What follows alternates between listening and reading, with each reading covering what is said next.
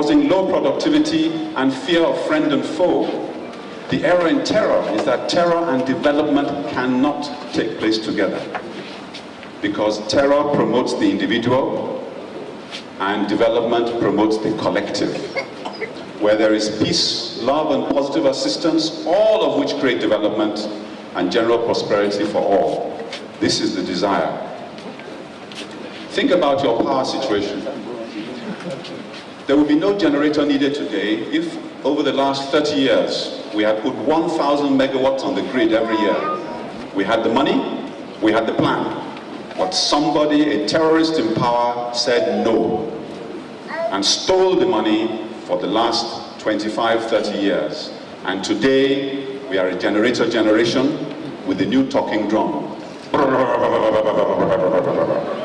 And that's what we need to announce to our friends, that I find past my neighbor. That terror has cost 10 to 100 times more for electricity for every single one of us sitting down. Imagine all that money you have spent in 30 years. Imagine what you have done with it if it was in your pocket. Next, thank you. Another example is the motorcycle. There is terror in the political decisions that turn Nigeria from a mass transit nation to a mono-transit of the motorcycle, unleashing the misguided Okada epidemic of crashes, amputations, deaths, orphans, and the occupation of tens of thousands of hospital beds. And we do not make artificial limbs. So somebody should start the job. There's plenty of work. Every Nigerian, put your hands up if you've seen an Okada accident, please. Put your hands up. Have you seen an Okada accident yourself? Thank you very much. How many of you know an Okada victim? Put your hands up. So you see the answer. Perhaps we should harness this power and suggest that we have motorcycle Okada racing every weekend.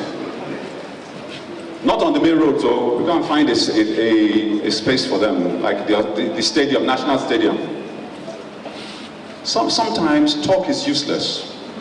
Will this lecture be useless? We have heard today there have been 7 lectures before this one, or there is 6 lectures before this one. What is the result? Most of the audience here don't need conversion, they're already converted. On this podium, since 1956, there have been hundreds of thousands of lectures by distinguished Nigerians, and yet Nigeria is still where it is. Nobody's acted on their submissions. We can all name many good Nigerians, and I would like to name the 75-year young celebrant of today, Chief Adebayo Akonde, who has contributed the integrity station, Splash FM. Splash FM is no ordinary station because it has managed to harness the opportunities of creating and guiding young talent. And that is a heritage issue and a gold standard and requires an applause.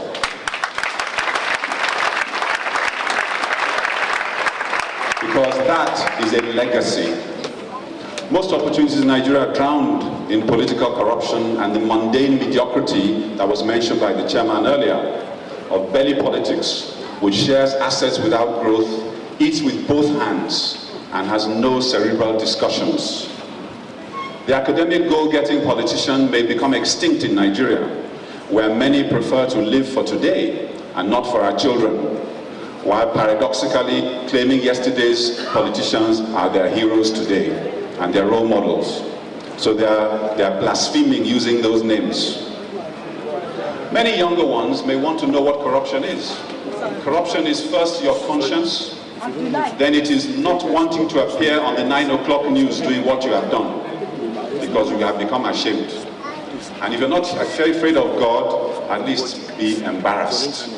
But nowadays, there's not even any embarrassment, because if you see them coming out of prison, out of court, they are also delighted. Because even if they have to give back some of it, they won't give more than half. The remaining will be in the balance of their children's bank account. Corruption is endemic, and it should begin to be taught in every school, in every department. What is the corruption in the food chain in agriculture? What is the corruption in the book chain in education? What is the corruption in medicine? We have to begin to teach these things to our children. We can't let them read it from the page of the newspaper alone. When you reduce security, what is the corruption in the security situation in Nigeria? It is in response to this that Nigerians have coined words like senator, grabinator, representatives, and nasty nas, with very, very good reason. Life is serious, but do our politicians know that life is serious? Next slide, please. One of the key areas of corruption today is the banking industry. Because we're talking about Boko Haram, which is affecting a lot of people. But do you know there are some things that corrupt you every day and cause problems for you? High interest rates, bankers' fraud and bonuses severely limit the growth of business and home. But even government bypasses the rates. The government knows this. Then it gives waivers to who? Airways, waivers to Nollywood, waivers to agriculture, waivers to so and so. Let us call for a cancellation of every waiver. Give all Nigerians a waiver and reduce the interest rates to 10% or 5% for everybody. We all deserve this, treat us all the same way. Poverty is measured against the dollar. A strong naira will reduce the number of people in poverty. But there are people who say, let the naira be weakened. It doesn't make any sense. Your money will buy less, there'll be more people in poverty. We should try our best to strengthen the naira. And the aim is to strengthen the naira to where it was in 1980, when it was 1 to 1. Next slide, please. You will recall that it was under even Abacha, it was 1 to 88. So we must struggle back. We need a governor who can do these things for us and get us back our power. If our naira is stronger within our country, it buys more, the agitation for more salaries and things may reduce, and we will begin to get back our country from those people who have attempted to destroy us. And this is the error in the terror in the banking system.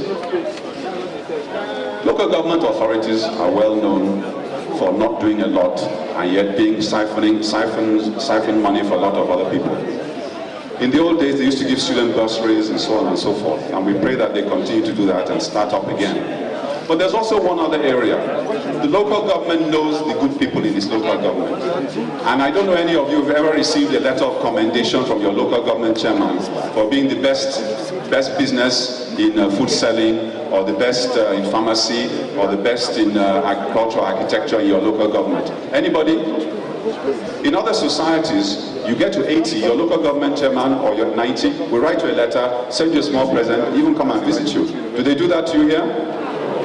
All right, so now you know what the problem is. Next slide, please. The ward is the smallest geopolitical unit in Nigeria. And it is used every 4 years. They bring a cow, they bring some cash, they take your vote, and they go away for 4 years. I believe it is time for us to make the ward the functioning democratic unit of the country, meaning that there should be certain facilities in every ward. And they're listed there. Those are the facilities we expect to see. Schools, hospitals, or at least a clinic, an exhibition center, your tourist attraction, and so on, to bring people to your ward. This would elevate the ward out of the quagmire of just waiting every 4 years and make people feel responsible. Next slide, please. The media and sports. This is a media outreach, and I'm very honored to be here. And I will dwell a little bit on the media, because either we're participating in the media or we're recipients of the media. We remember how we used to dread the sound of music, the sound of martial music in the 60s and 70s, as they used to change seats in the high table of, it was first in Lagos and then moved to Abuja. Now, today the media hasn't got that responsibility at the moment, but it is to educate, inform, entertain, and empower, and dispel the disease of ignorance with its 100 television stations and 200 radio stations. The media, however, must distinguish between corporate responsibility and corporate social responsibility. Just as government must distinguish between democracy and the dividends of democracy. Every business has corporate responsibility to do no harm and to tell no lies. But the media has a special responsibility in that area. Corporate social responsibility, on the other hand, is done with profits. I've done my business, I'm making such money, I put 1% aside to do business, to do social work in my community. And this is the area that needs strengthening. CSR is sometimes very, very wonderful, but sometimes it is just TCAP, T-shirt and Facebook corporate social responsibility, and it's done with posters, posing, and the press. Very, very little spent on the projects. So we appreciate that there are many people doing a great deal, but many should do more. And we already heard the Splash FM's account of what they've done, and I believe they deserve another round of applause for that.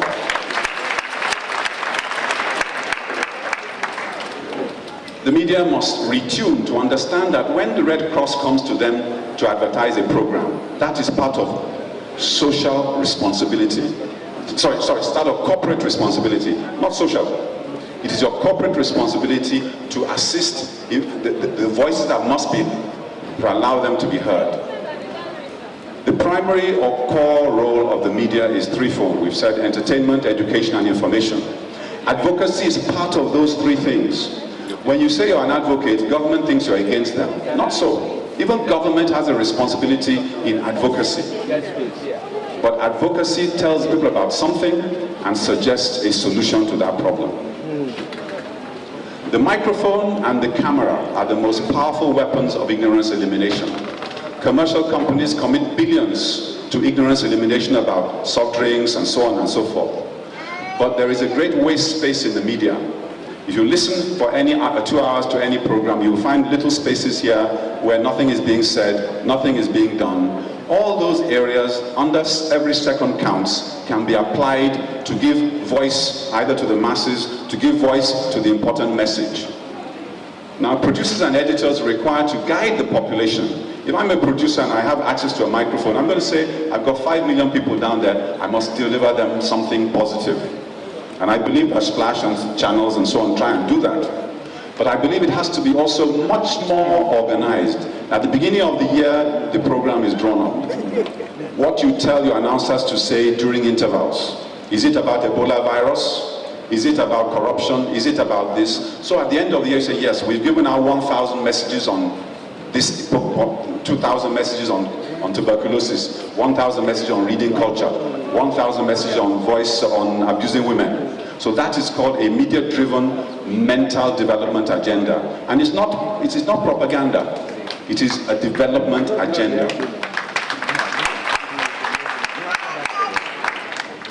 Much of the media is repertorial, but it can mentor the people.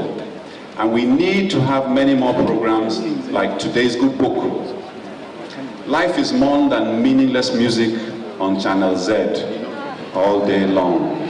And we can even harness that, because we must, the announcer can say and inform people that those singers that you're trying to imitate actually worked very hard to get where they got to. It's not a joke to be a singer. Go and ask. There are thousands for everyone that comes up. But our people, our children, and they think they can just go and start singing. Next slide, please. Youth stories, because we must continue what Splash has done, what channels do, must continue to emphasize the value of the youth. And I'm happy to say even the mainstream media now, NTA and so on, are bringing up the youth and projecting them in a positive light. I have not yet seen a child visit Cheshire Home and having it on television. When the First Lady goes, yes. When the Governor goes, yes. But ordinary people doing ordinary things are so important to disseminate information to the media, because that will tell people that I too can volunteer like that person. That is what we want to say. Because the youth have a lot of free time. So we want to try and guide them to how best to use that time for the glory of God and for the benefit of their lives. Music videos and albums should not run back to back when they can be interspersed with life skill messages and volunteer activities at no extra cost to the media. So we require a collective corporate media decision about youth programming that will spread worldwide. Are you asleep? So if we have, instead of having music, we need music message. And that, at the end of that program, the child will go away much more enriched than just having listened to music for 1 hour or 2 hours or 3 days, as the case may be. The media has the right and responsibility to take these life skill messages, because one death from ignorance in our society is one death too many. The war on ignorance is squarely in the media's court, and these are some of the messages about HIV, reading culture, breast examination, wearing of seatbelt and crash helmet, avoiding bullying, and sex and drugs. These should be in the media all the time, not once a week, not once a day, because not all of us listen to the media perpetually. We all listen for 5 minutes and go away. So if my 5 minutes doesn't include the message, please, I'm going to lose unless you allow that message to come around. I want us to pay particular attention to this area. There is a requirement for a social message media advertising revolution. And I would like to put the challenge at Splash FM to think about this and see what can be done. It will cost nothing extra, but it will reach billions daily with life-saving messages. And look at this, go back one. Take only recommended drugs. If that is put on all photo cards, when you're buying your phone cards, when you're buying your cards, that's a message that will go everywhere. It costs nothing. Just put it on all the printed material, it will go everywhere. Next slide, please. Now this is the advertising revolution we're looking at. The World or United Nations Media Social Responsibility Law. In every 24 hours of practice, there should be 15 to 60 minutes of small, as we say, messages of 30 to 60 seconds divided throughout the day on all of these areas that we have discussed.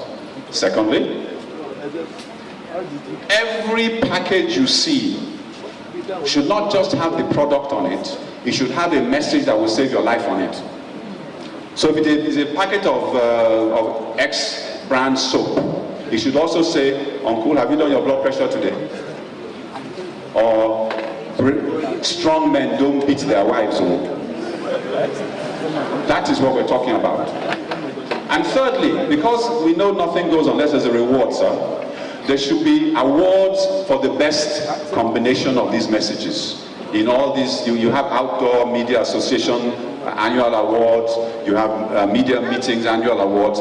We should begin to include a corporate media social life-saving message partnership that will give awards every year on these aspects. So somebody will be judging them. And if you're judging them, more and more people want to participate because everybody likes to win an award. Next slide, please. Announcing daily that the man is responsible for the sex of the baby, the woman just they carry on home. Or real men do not beat their wives, or rape is always wrong, it does not cure you or make you strong. Do your blood pressure today, take less salt and sugar and less oily foods, or volunteer for something this week, will save many lives. It will save many marriages, and it will reduce violence in society. The power to influence millions is a responsibility and a gift, making the practitioner a role model, a guide, a teacher, and a mentor. This is what you can do in your kitchen when your wife is not looking. Next slide, please. Each station should initiate an annual strategic media outreach plan to take care of some of these things, so we will not waste a minute. Remember that the media is the only education for millions of people. 99.99% of people listen to something in the media every day. So that is, but a lot of them have no other access to education. If we don't deal with this mindless music business and song and dance all the time, we'll find ourselves dancing on the graves of our children. Because they would have died of ignorance and we'll be left alone. So we must teach them at every opportunity. And Nollywood should learn from America. The good American always wins. Nollywood needs to do the same. There are millions of good Nigerians they can emulate. Our epidemic of ignorance needs a cure. Not every Nigerian on Nollywood should appear as a snake, as a spirit, as a kidnapper, or a body parts dealer. Because the viewers are very gullible. They actually believe a lot of these things. So that is a problem and must be countered. For example, in spite of the advertising billions spent on the World Cup recently, how many of our children have footballs? There are footballs on all the billboards, but how many people bought a football for one school in honor of the World Cup? Even the government cannot buy footballs for every one of its schools. And if they buy one per school, they need 10 footballs in that school. So who's going to buy the other 9? So this is the area that we've got to look at. Nigerians know more about football and commercial messages than about life-saving skills. And the reason is the next slide. We did a study. If you walk down the road and you count all the commercial adverts, and you count all the adverts that will save life, this is the ratio you will get. 1 to 100, 1 to 500, 1 to 300. So you see 300 other messages before you see one, AIDS can kill you, or don't beat your wife. And this is an area, if we put both messages together, then you double, immediately you solve the problem. Next slide, please. That is a combined message. Sell your soft drink or sell your drink, but don't forget to wear a seatbelt. Simple message, no cost, doesn't cost anything. So next slide, please. So we're hoping, if you look down at the bottom there, you'll see that the big blue one is the message, is the corporate message. And the little red one on top is your social message, which you add to every advert. Next slide, please. And this is a packet of tampons, very popular. And there should be messages on that that can save a child's life. Examine your breasts, write down your menstrual cycle, get an education. It can be on every package. Next slide, please. Your social messages can be on your corporate, on your gifts at home. This is a tin of something that children like to eat and drink at home. On it is ABC, avoid bullying children. So they get the message at home, I should not go and be bullying my brother. I should not bully my sister at home, at school. So drink X drink, but also complete your education. Next slide, please. Long ago, people used to put eyeglasses, one in each eye. It was called a monocle. Then somebody put 2 monocles together and made it into what? Spectacles. And they saved half of the world from retiring at 40 because suddenly they could see. Somebody took a knife and took 2 knives together and made them into what? Scissors. Now we must take the big commercial message and the small life-saving message and put them together to what? To give customer care. Because if the social message saves the life of the person lives longer and will what? Will buy the products longer. It's a very simple message. Next slide, please. Next. Now we make 1 billion of these phone cards and we have not utilized them properly. We could have used them to give out social messages. Like macho men do not rape or beat women. Girls get an education. All this can be put into this. Next slide, please. Can we use football cards in the same way? During the break time, when there was an Oyo State competition, Educare Trust did 5 minutes during halftime, did a 5-minute sketch on AIDS. And we recommend to Glow now that are doing the national one, they can call troops to come and give social messages during the halftime at football matches, since we love football so much. We must not allow football to be just football alone. We must get a climb on it for the education of our people. Next slide, please. Next. Here are 5 things that can help your life. Tell all your sisters and patients and friends who are planning a pregnancy that they must take folic acid 1 tablet every day before they get pregnant. It is a WHO recommendation, which should be on the national media, but it is not. And if I go to a station to put it out, they will say I must pay to put it out. It doesn't make any sense. Secondly, you should lie down and examine your abdomen and your breast if you're a woman every month. If you're a man, you can examine your abdomen only. But remember that men can get breast cancer too. So if you have a breast, you should examine it all, whether you're a man or a woman. Number 3, if you are pregnant, go early for antenatal clinic. Don't say you're going at 9 months, it will be too late. Go in the first 2 months, see a doctor, see a nurse, get advice. Don't wait. And do a scan in the first 3 months of that pregnancy. I didn't say you should come to me or go somewhere else. I'm not looking for a job. Then you keep your own medical records. You keep photocopies of your records. Your doctor is not the one who is sick. You are the one who is sick. And if there's a strike, you have no access to your records. So you make photocopies of all your documents before you give your doctor. And finally, cut down on salt, cut down on sugar, cut down on fatty foods and drinks and oily stews, particularly for children. I'm not interested in you, you all come there now, it's too late for you. For your children. For your children. If at your age you don't know to cut down, I can't help you. But your children need guidance. They need controls. And we have to give those controls. Next slide. Next slide. Are you personally involved in terror? You may be. It may be a God question. I will answer in the confines of my bedroom. But do you think that terror should be condoned to achieve your own goals, or should terror be condemned? Next slide. When did politics become synonymous with stealing? Chairman mentioned it earlier. When in our life, at what point did we say, once you're a politician, it's okay to steal? When did it happen? When was that transition? Can anybody fill the date? When did it begin? We know it was 10% in the years gone by, and it was 1 kobo on Coca-Cola and so on. But when did it become all the Coca-Cola and everything in the budget? We don't know. And I think that one of the issues is party funding. Party funding is a serious terror that must be made transparent. Parties must be forced to stop sending emissaries or stealing from the budget to enrich the party, or they are like thieves. Nobody is open about party funding. Should it be a percentage of the salaries of party appointees? Should we say first, second, third at election, here's 0.1% of the budget, here's 0.01, here's 0.1, just be managing and do your work. What do we want? How are we going to solve this problem?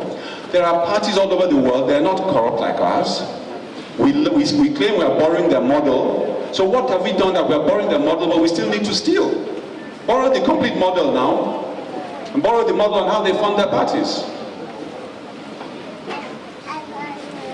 The local governments are supposed to be on the same side as the state government and as the federal government, because they're all there to service and serve and develop the people. So there is no justification for state, federal animosity. And a state cannot use its party because of the different party, or a federal cannot use party issues to deny members of a state, citizens of a state, their rights. The federal government cannot, go back please, the federal government has might, but it must not deny the states their rights. And a word about Wazobia. I have too many friends who are not Wazobia. They are from South, they're from here and there, and they object seriously to this Wazobia business, because you guys don't control the world. Wazobia takes care of 3 tribes out of 337. It is wrong, it is demeaning, it is arrogant, and it should never be used in society again. It is a terror tool to oppress, and I won't use the word minority, to oppress other fellow Nigerians. It's a terror tool, and it entered our vocabulary, and it should be destroyed. Because even in the north, not everybody is Zo. There are more than 100 ethnic groups in the north. The error in terror is that terror causes long-term problems. It ruins even strangers far away. It singles out the youth because they're vulnerable to the family failure. If you kill the parent, or you strangle him by not paying him his pension, you destroy the fabric of the family. And the child will die socially and physically from a loss of backup because the parent is not available to perform the function. So the youth may then become a volunteer if they're lucky. If they're not lucky, they will join a cult. And then you know what will happen after that. Orphans and widows and refugees are made by Boko Haram, and they suffer. Orphans and widows and refugees are also made by politics. Next slide, please. And they also suffer, but they suffer in such millions that we take it as normal. That's why we didn't pay pensions for so long, and nobody gave a damn. Everybody's managing. Management has entered our vocabulary. That is the cost of the corruption terror to victims in Nigeria.